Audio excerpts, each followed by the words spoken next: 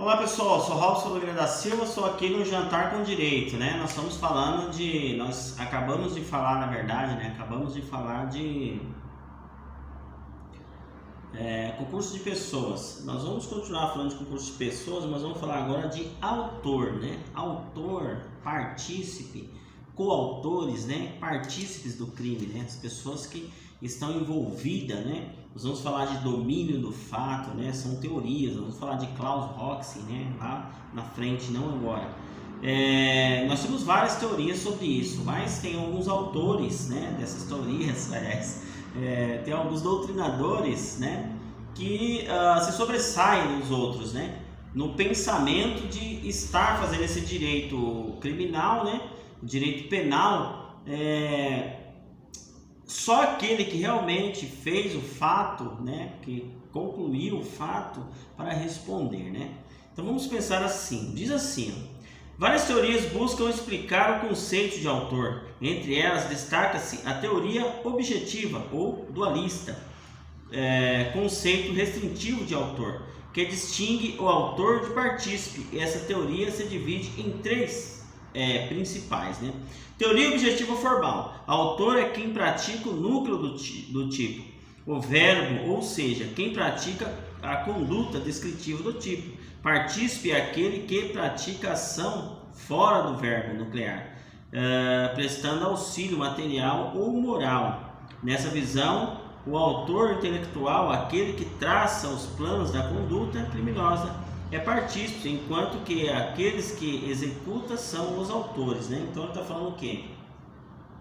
Só quem é autor é aquele que executa o núcleo do crime, né? A ação nuclear lá do crime, né? Então, subtrair coisa alheia para móvel, para si ou para outra. É o caso da empregada que deixou a porta aberta. Então, o autor nessa teoria é o cidadão que adentrou a casa lá e praticou o núcleo do crime, né? Foi lá e subtraiu a coisa para ele. Ela partícipe porque não praticou o núcleo do crime, ela só deixou a porta aberta para que fosse aí praticado o fato, né? A coautoria, autor intelectual, aquela pessoa que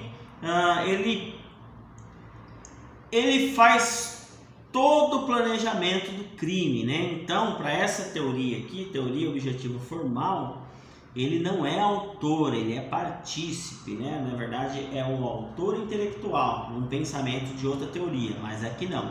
Aqui ele é uma pessoa, um participante do crime. Ele participou, né? Ele fez todo o planejamento.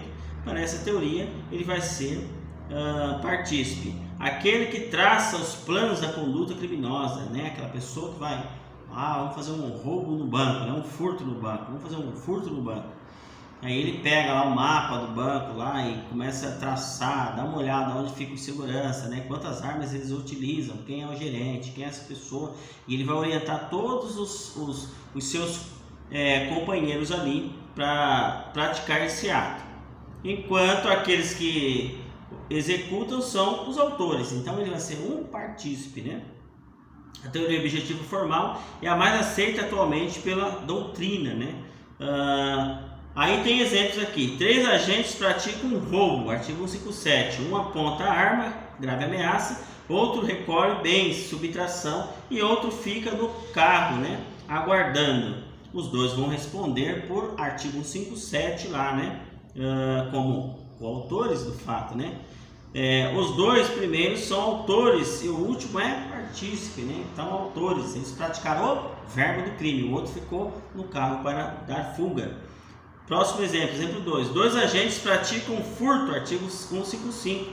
Um subtrai os bens, outro vigia a rua para avisar se aparece a polícia. O primeiro é autor do furto, o segundo é partícipe.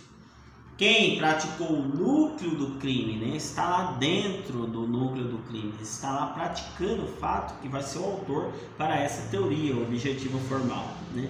Aquele que ficou só olhando, ele vai ser partícipe do crime de furto, não vai ter praticado o verbo de fato, né, do crime, né?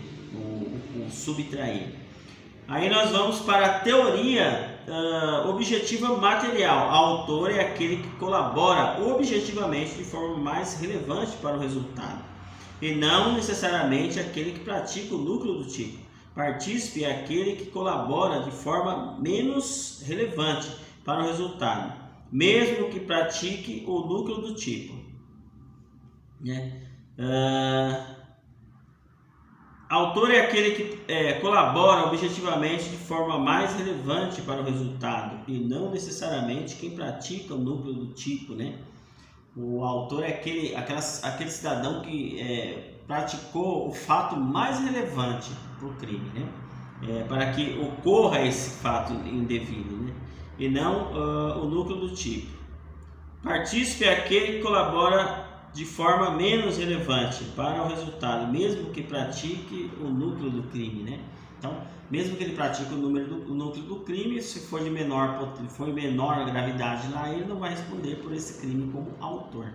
Aí vem a teoria do domínio do fato, né? Autor é aquele que realiza a figura típica e também quem tem o controle da atuação dos demais. Partícipe é aquele que contribui para o crime, mas sem realizar a figura típica e sem controlar a atuação dos demais.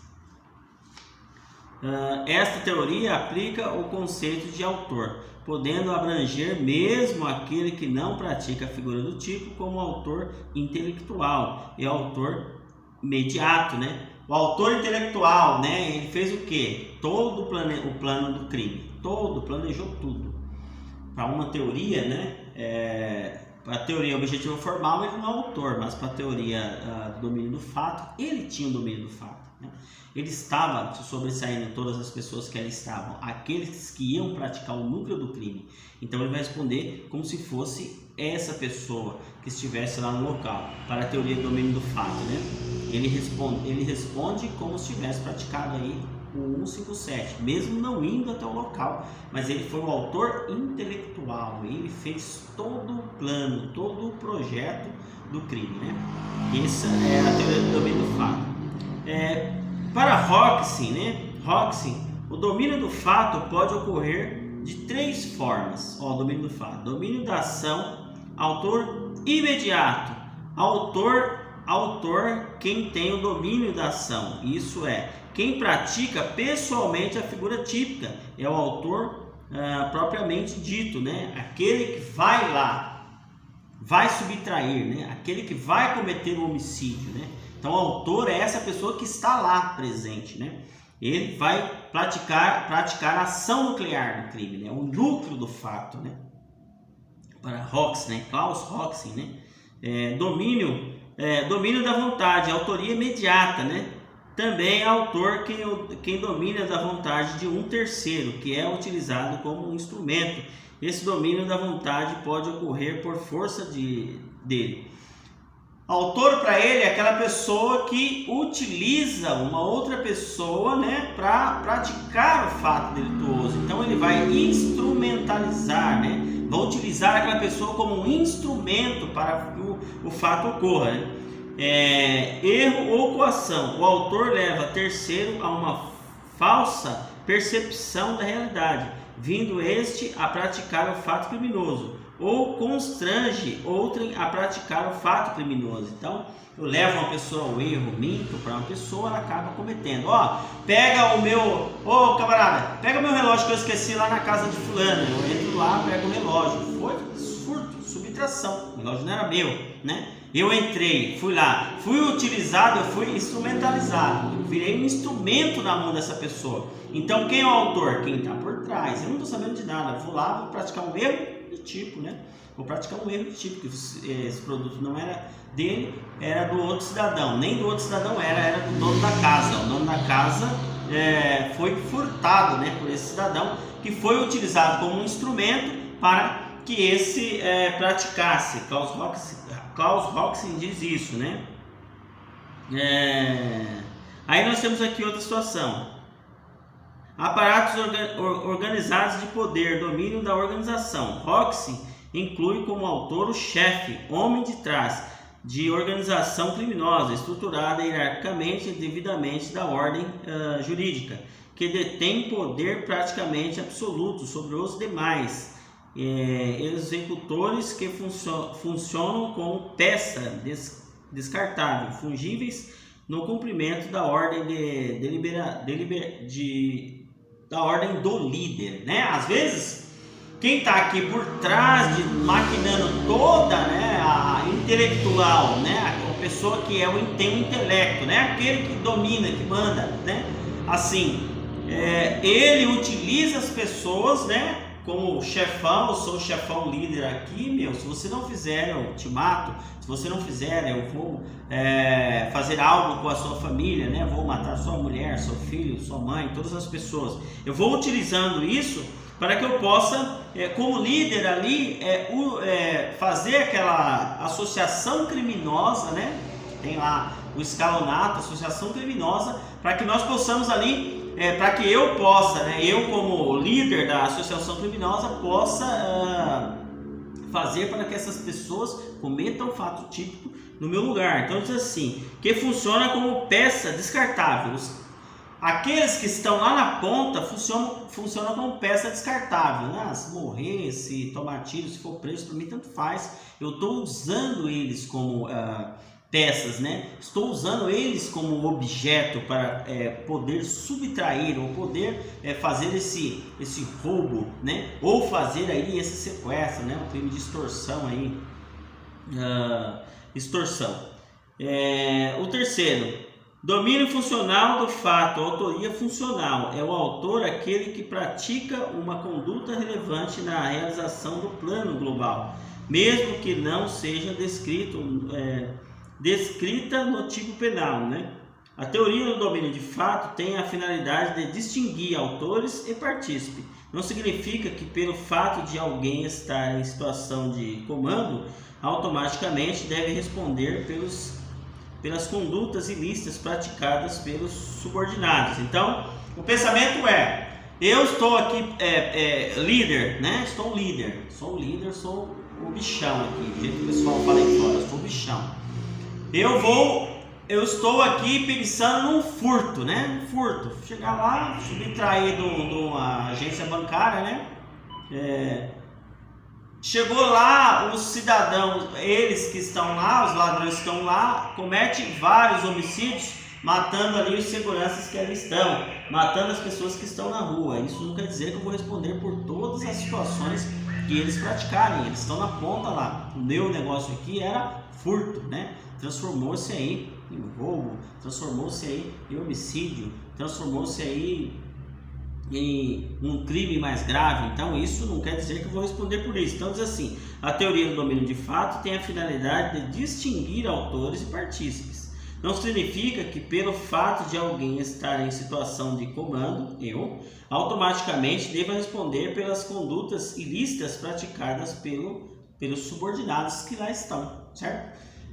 O pensamento aí que o nosso canal aqui é Direito à Vida. Nós vamos explicando algumas situações, né? Tem alguns vídeos que eu fiz para trás aí que estão falando também dessa. Esse aqui é mais aprofundado, né? Vou teoria, né? Para dar uma explicar melhor para aqueles que estudam direito, né? Não sei se eu estou me fazendo entender. Se não tiver, deixe nas notificações aí para mim. Deixe aí os seus recados, perguntas que nós vamos responder aqui. Sou Robson Nogueira da Silva, estou no canal Direito à Vida. Entre aí, deixe o seu like, inscreva-se no nosso canal. É um canal bom, importante, né? Explica aí de uma forma mais simples o direito, de que forma funciona. É um canal que fala bastante em direito penal, mas às vezes eu entro em outras searas aí também, em outras discussões de outro ramo de direito, né? Tem o direito civil aí, tem o direito tributário, tem um monte de vídeos aí, acho que estou com quase 100 vídeos já. Entre no nosso canal, deixe seu like, inscreva-se.